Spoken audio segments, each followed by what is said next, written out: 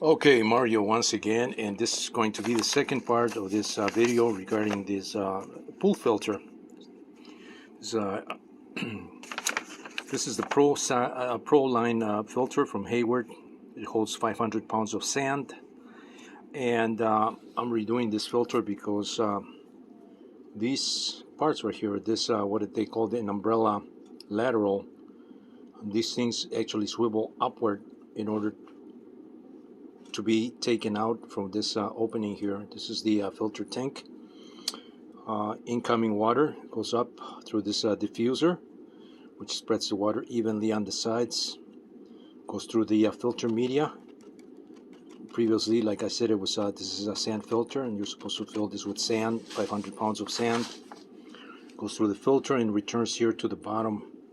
And all this spider assembly is doing is preventing the sand from getting back into the return line. That's all that this is doing. There's no magic whatsoever happening right here. And so I was trying to figure out a way that I can do this much simpler, since I'm not using sand, and I'm going to be using these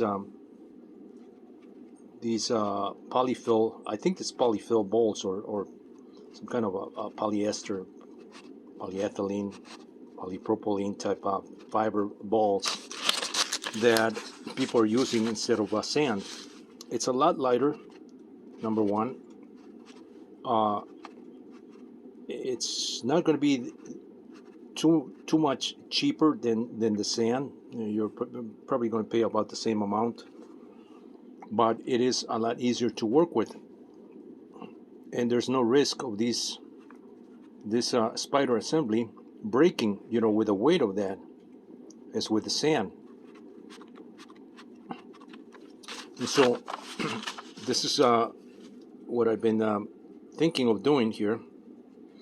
I went to Home Depot, and I actually did this drawing before I did that, and started thinking, how am I going to do this setup right here, redo it, kind of backward engineer this assembly here. How can I do this with pipe, this PVC tubing? And this is the sketch that I came up with. Just regular 3/4 inch PVC tubing, in a sort of a threaded telescopic type tubing assembly here, that you can do also with 3-inch pipe, 3 PVC pipe. This is actually 2-inch pipe. This is actually 3-inch right here. So I was going to replicate that. I would have had to drill some holes on this part right here, join these two parts right here with some kind of an adapter,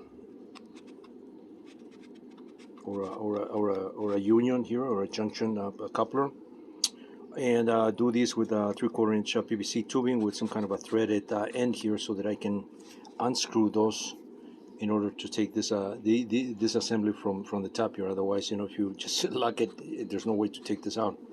That's the reason for these being pivoting, and in an umbrella type of configuration, so that you can just fold those upward and just remove the whole thing. But like I said, since I'm not using sand and I'm using these polyfill balls here, I think I don't need this. I don't need this spider here anymore. I don't think I need that spider anymore. So my thought is just to bypass all this complexity that I was trying to replicate this right here. And what I think I'm going to do here is just come in with the regular pipe right here. This pipe connects right there. This elbow right here. And so just go with a 2-inch pipe connection to a 3-inch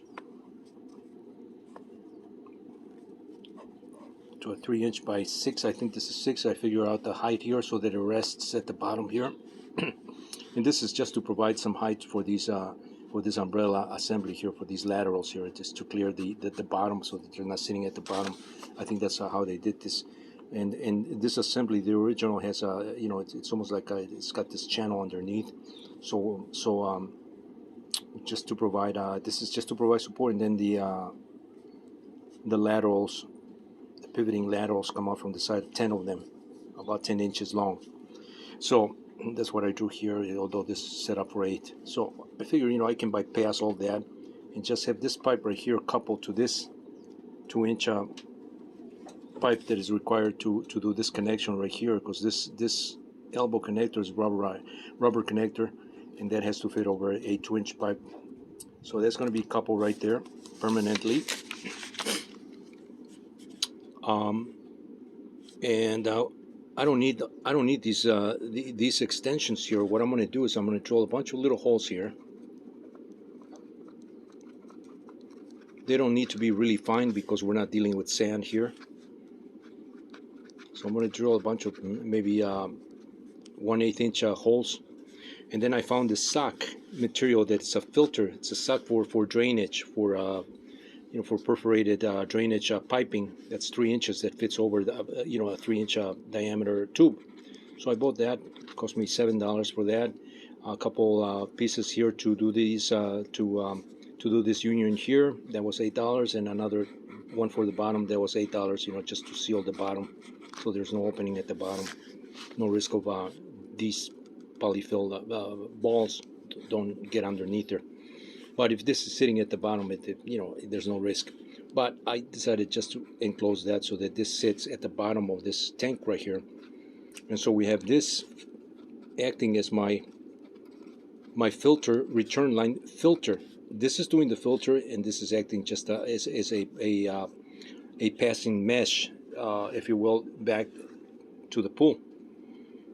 And so when this is backwash, it reverses the process. You're forcing water through here and into the top, and this goes to the waistline, in a reversed configuration here. But typically this is the way that the filter works. Water comes in through here from the pool, spreads out over the filter media, and it returns at the bottom here and is fed back to the pool. So I don't need this complexity here with that was done for sand. So this is my setup right here. What did this cost me? $7 for the mesh, about $8, let's say, for the mesh. That sock that fits over that. Two couplers here. Those were $8 a piece, so that's $16 in couplers. I already had the 3-inch piece of tubing here, and this other 2-inch reducer tubing to fit here. So, and even if I didn't have that, that's probably maybe another $10 in tubing. So we're talking about a total of 26 and 8. That's $34.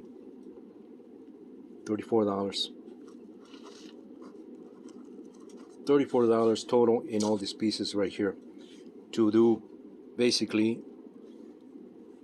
what Hayward wants to charge people to replace this whole setup right here. That's almost $200. $100 for the spider assembly, and another $100 for this elbow right here.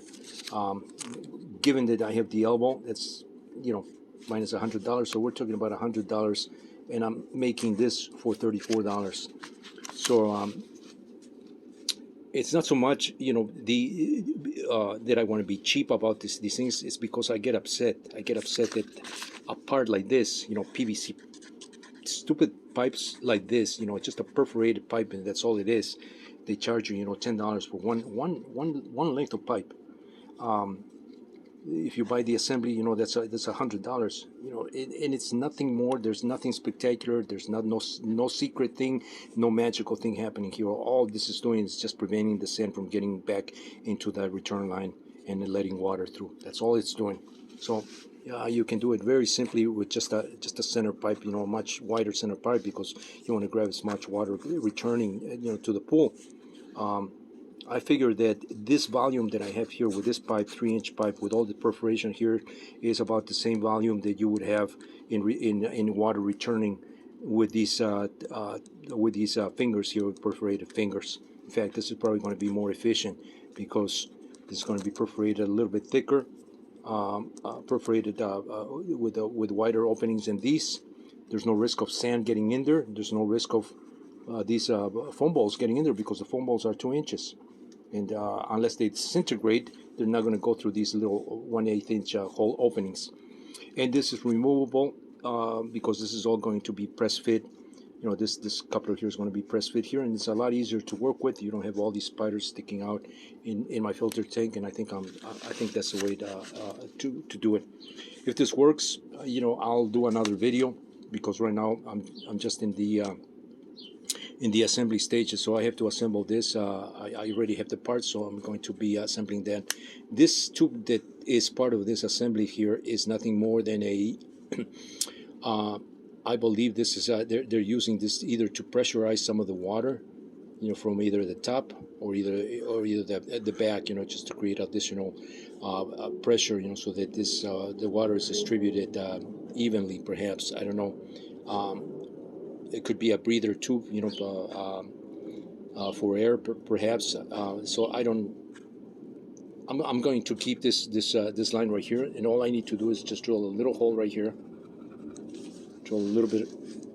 I think this line is 1/2 inch tubing, and just come up and just connect it to where these diffuser caps are at. This is intact, so there's nothing wrong with the setup here. Mainly it was this right here, that two or three of these were broken, at the pivoting ball joint. So I decided to just bypass the whole thing and do that. So that's my solution, for this pool filter. I do have another filter that I ordered just in case this one is in use or not in use. Is in between servicing the filter. I can always use that other one. That's going to be a separate filter. It's not as big as this one, but at least it'll keep the filtration going. Is an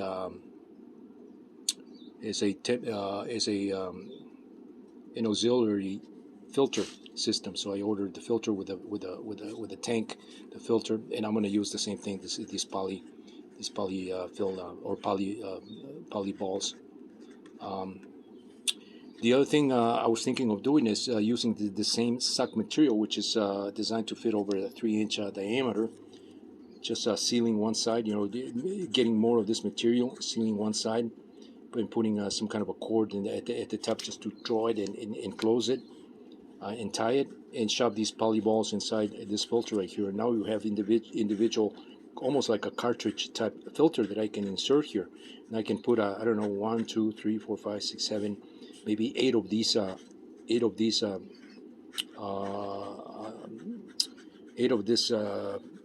filter mesh with these balls inside, and that would be a lot easier to remove this in case I need to remove it, and just throw the skull thing in the washing machine. Because when you buy these balls, they do give you a mesh, like a bag, that you can remove these, put these balls in the bag, in that mesh bag, and throw it in the washing machine and wash these things and reuse them. So it's just it just makes more logic to me than having sand here. Sand is nasty powder. You got to wear special equipment, so you don't get lung cancer, and on top of that, it's a lot lighter and easier to work with. And to me, this makes more sense. Like I said, there are mixed reviews. People that like these balls, and people that don't like them, and likewise, with people that like sand and people that don't like sand, or people that like cartridge filters. But I think the approach, to filtering, it's the same thing. You got to have some kind of a media here to filter it, whether sand, whether polyfill balls, polyfill material. I had polyfill here before, and that did a pretty good job, in my opinion. But if we go one step and just fill these little mesh bags, with this material, now we have individual cartridge like filters that you can just pull out and insert it. That would make more sense.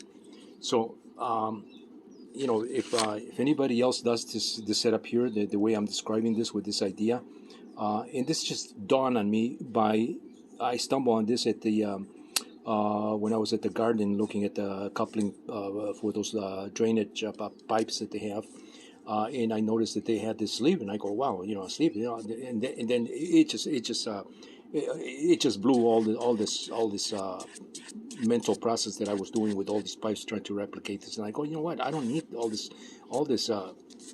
complexity. All I need is just a 3-inch pipe there that's drilled, and then with a sock right on top of it. You could even put a sock, over there if you don't have this filter mesh, But filter mesh is a lot cleaner, a lot more professional. So for $7 for a 10-foot section that fits over a 3-inch pipe, it's really peanuts, really. So that's my idea. That's what I'm going to do on my filter, and hopefully that'll take care of. It'll take care of it, for a while. Mario once again with MIA Microflight.